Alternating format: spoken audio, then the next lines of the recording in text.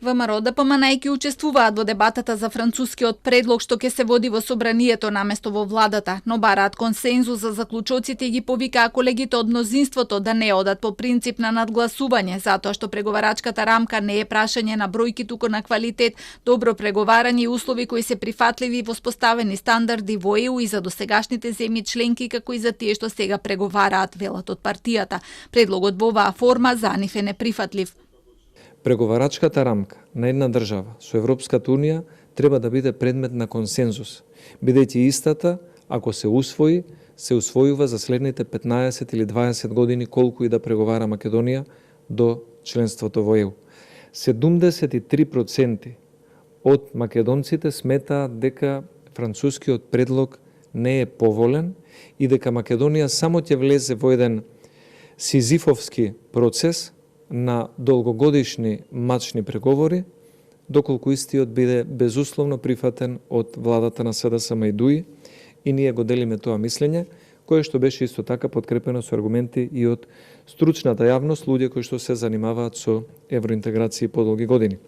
Милошовски ги повтори 6 клучни забелешки на предлогот со кои бараат да се избришат едностраните декларации на Бугарија и Македонија за македонскиот јазик, билатералните договори да не бидат дел од преговарачката рамка, а уставот да не се отвора пред почетокот на преговорите. Повтори дека Европа треба да се придржува до своите документи и да не ја условува Македонија со посебни услови кои дома ќе донесат само политичка поларизација и недоразбирања, а во односите со Бугарија дополнителни тензии. Од партијата се сомневаат дека во протоколот има нешто незгодно за Македонија, затоа и владата се уште го крие. Вице-премиерот Артан Груби пак денеска рече дека меѓу придружните документи што ќе бидат испратени во собранието ќе биде и протоколот кој се уште не е потпишан. Протоколот не е потпишан, протоколот е усогласуван веќе подолго време и тоа да кажеме од 2017 година, не само од денеска, туку откога го е потпишан договорот за добро соседство од 1 август 2017 година,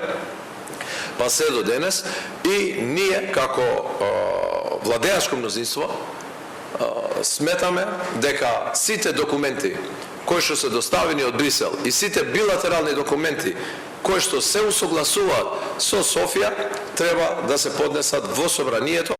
Груби тврди дека ќе предложат заклучок со кој стриктно се забранува ова или која било идна влада да носи одлуки и да преговара за какви било услови во однос на историските, културните и јазичните особености на македонскиот народ, но и на сите други заедници во државата. Владеачкото мнозинство смета дека за сите документи што се доставени од Брисел, како и за сите билатерални документи што се усогласуваат со Софија, партиите треба да отворат конструктивен диалог, да донесат одлука и да ја задолжат владата со заклучоци како понатаму да постапува.